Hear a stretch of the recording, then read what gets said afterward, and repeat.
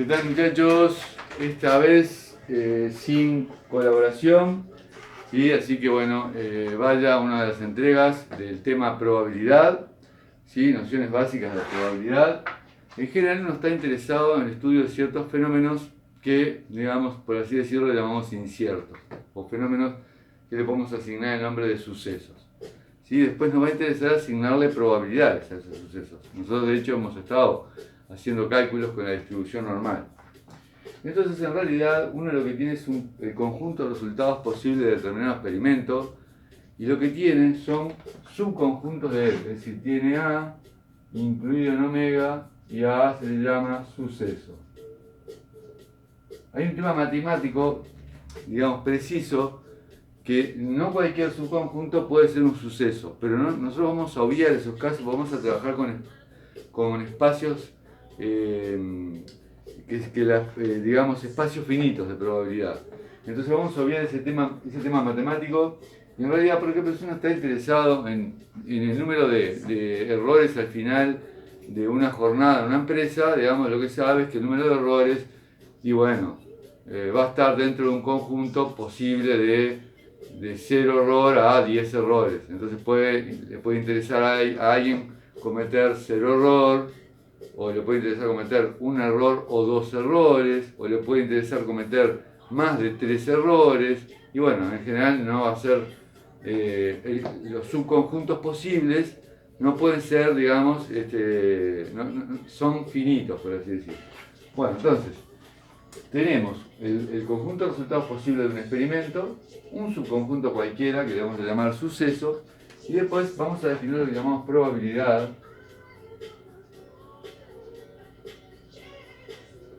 ¿Sí? Que, voy a bajar un poquito la música, probabilidad va a ser una función tal que toma un suceso A y le va a asignar un numerito real entre 0 y 1. ¿Sí? Eso va a ser en un principio una probabilidad, una función que toma un suceso y le va a asignar un numerito entre 0 y 1. Pero no va a alcanzar con eso, sino que lo que va a interesar a alguien es que la probabilidad del espacio muestral valga 1. Claro, algo tiene que pasar. Si yo estoy estudiando, digamos, el número de errores al cierre de cuentas en una jornada, y supongamos que el máximo es 10, y bueno, puede pasar de que haya 0 error, 1 error, 2 errores, 3 errores, es decir, la probabilidad de todo el espacio muestral siempre tiene que dar 1. Pero además, vamos a pedir esto, de que si A1, A2, A sub n son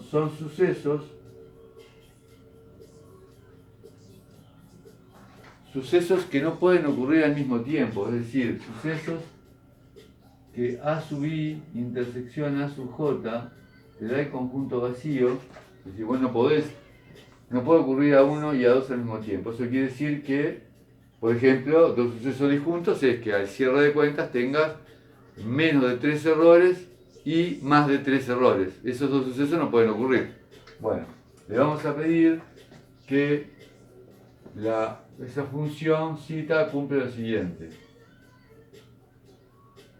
La probabilidad de la unión de esos sucesos sea igual a la sumatoria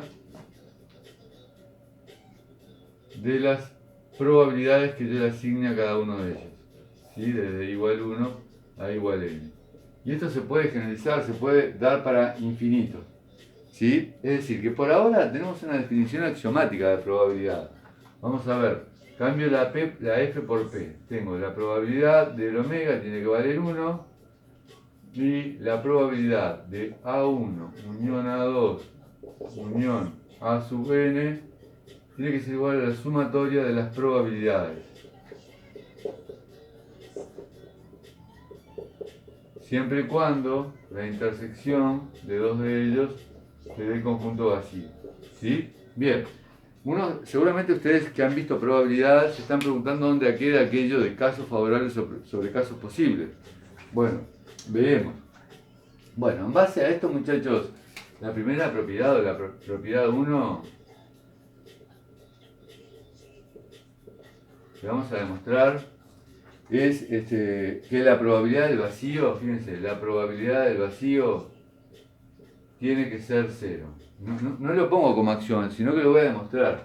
Porque el vacío lo puedo escribir como el vacío unión al vacío, es decir, vacío es que no ocurra nada. Sí, es verdad que alguien puede decir, no, pero si yo realizo un experimento algo tiene que pasar. Bueno, pensemos que por algún caso eventual el experimento fracasa y no se produce ninguno de los posibles valores que estamos considerando. Entonces, bueno, yo el vacío lo puedo escribir como vacío unión vacío. Eso quiere decir que la probabilidad del vacío va a tener que ser igual a la probabilidad del vacío más la probabilidad del vacío. ¿Por qué? Por el axioma 2. Vamos a poner acá axioma 1 y axioma 2. Entonces, como la probabilidad del vacío es un numerito, ¿sí? Entonces, se me cancela y me queda que la probabilidad del vacío es 0. O sea que, a partir de la definición de probabilidad, tenemos una primera propiedad, que la probabilidad del vacío es 0. Bueno, vamos a una segunda propiedad. Propiedad 2. Vamos a suponer que tengo dos sucesos. Acá tengo A1 y A2 de esta forma, miren. Acá tengo el suceso A1 y el suceso A2, ¿sí? Un poquito incluido, el A2 está incluido en A1, ¿sí? A2 está incluido en A1. Es decir, A1 tiene más puntos que el suceso A2. Entonces, yo puedo decir que A1, o sea que todo este suceso, es igual, fíjense, a A2, que es el que está ahí, unión el anillo. Y el anillo son los puntos que están en A1, pero que no están en A2. O sea, el anillito es los puntos que están en A1 menos los que están en A2. Esto es un conjunto, el conjunto de puntos que están en A1, pero no en A2, o sea, el anillo ese que está ahí. ¿Qué gano con esto? Que lo escribo como una unión disjunta, es decir, no hay elementos en común. Entonces yo puedo usar que la probabilidad de A1 es igual a la probabilidad de A2 más la probabilidad de A1 menos A2. Y entonces, aquí llegamos a que la probabilidad del más grande menos el más chico, la probabilidad del más grande menos el más chico, es igual a la probabilidad del más grande menos el más chico. Es decir, acá estoy restando puntos, por así decirlo, estoy hallando nuevos sucesos, A1 menos A3. Y acá, y luego calculando probabilidades. Y acá estoy restando probabilidades, ¿sí? Bien, vamos a ejemplo 3, la propiedad 3, perdón. La propiedad 3, que ustedes ya la han usado, fíjense. Tengo acá el omega, que es el espacio muestral, y tengo un suceso, es decir, un subconjunto de él. Sabemos que el omega tiene que ser A unión A complemento. Es decir, si a mí me interesa cometer, estoy pensando siempre en el espacio muestral, que es cometer 0 error, 1 error, 2 errores, 10 errores. Si yo tengo que el conjunto A, el suceso A, es cometer 3 o 4 errores, bueno, el complemento es cometer 0, 1, 2, 3, perdón, 3 no, porque dije 3 o 4, 0, 1, 2, vamos a poner así. Vamos a suponer que como ejemplo, el omega está constituido por 0, 1, 2, así hasta 10 errores, ¿sí? Al final de cada jornada. Y supongamos que el suceso A es cometer 2 errores o 3 errores. Bueno, ¿quién va a ser el complemento? Y bueno, son los puntos que están en omega, pero que no están en A. Es decir, cometer 0 error, cometer 1 error, cometer 4 errores, 5 y así hasta 10. Eso es el complemento del conjunto. Entonces, nosotros tenemos que la probabilidad que le asignemos a omega, sabemos que tiene que valer 1, porque es uno de los axiomas de la probabilidad. Pero ahora, fíjense, estos dos conjuntos no tienen elementos en común. Entonces, puedo aplicar uno de los dos axiomas y poner la probabilidad de A más la probabilidad de A complemento. Y entonces, de esta igualdad, sacar que la probabilidad de A complemento es 1 menos la probabilidad de A. Y llegar, digamos, a una tercera propiedad.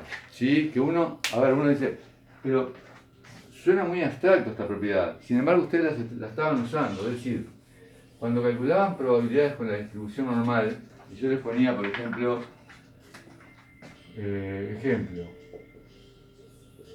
yo les ponía la probabilidad de que una variable sea menor o igual que 2 con... vamos a suponer que les pedía mayor que 1 con 3. ¿Qué hacían ustedes? ¿No ponían 1 menos la probabilidad de que x sea menor o igual que 1 con 3? Bueno, de hecho, lo que estaban usando es esencialmente esta propiedad. La probabilidad de un suceso es 1 menos la del suceso complementario. En este caso, el suceso A es x mayor que 1 con 3.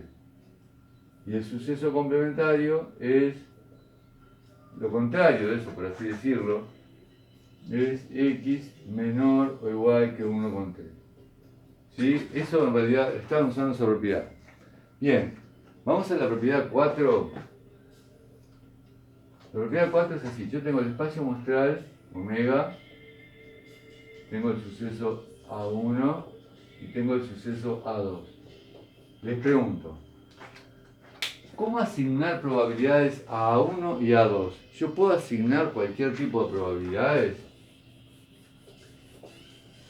Bueno, me pregunto cómo calcular la probabilidad de A1 unión A2. Es decir, el objetivo es calcular la probabilidad de A1 unión A2. ¿Será verdad que es la probabilidad de A1 más la de A2? Eso lo sabemos solo si son disjuntos. ¿Sí? Yo acá puedo decir, miren, A1 unión A2, ¿sí? Fíjense, es A1 menos este pedacito que es A1 intersección A2. ¿Sí? A1 menos A1 intersección A2. Unión, este pedacito que es A1 intersección A2, unión, todo este otro que es A2 menos A1 intersección A2. Siempre digo con esto, alguien se puede quedar, hagamos el paréntesis, con la deducción, con la demostración o con el resultado. ¿Sí? Yo escribo que la unión de A1 unión A2 es A1 sin que considere esta intersección, ¿sí? Después considero la intersección y después A2 sin considerar la intersección. ¿Qué gano con eso? Que escribo como unión de conjuntos que no tienen elementos en común. Entonces puedo aplicar uno de los axiomas de probabilidad junto con la primera propiedad que demostré, que si vos tenías un conjunto dentro de otro, la probabilidad de la resta era la resta de las probabilidades. Entonces cuando pase aquí me va a quedar probabilidad de A1 menos probabilidad de A1 intersección A2, después más probabilidad de A1 intersección A2, después hago lo mismo aquí, más probabilidad de A2 menos probabilidad de A1 intersección A2. Fíjense que puedo,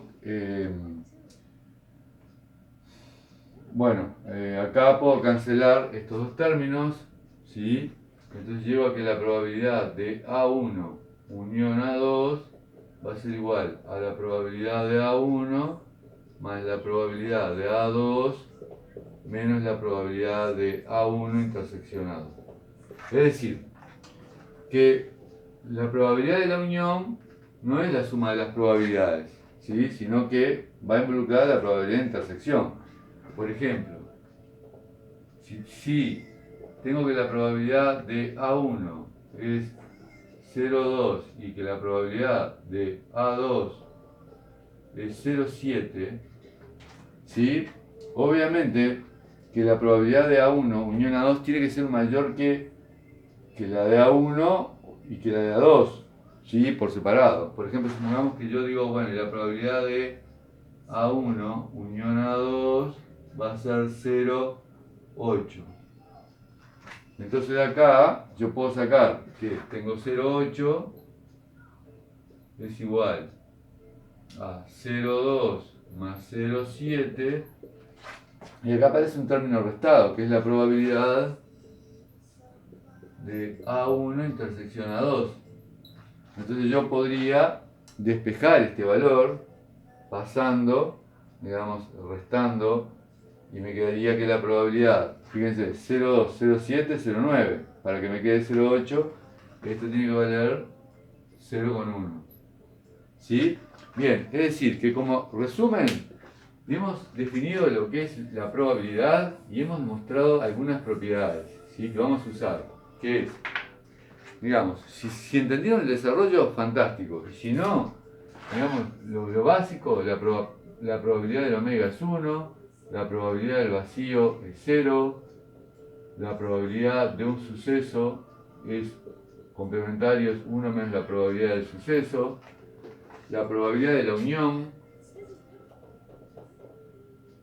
es la probabilidad de A más la probabilidad de B menos la probabilidad de A intersección B. Bueno, con esta pequeña introducción nos vemos en la siguiente entrega de este tema que llamamos introducción o inicio a la probabilidad básica, ¿sí?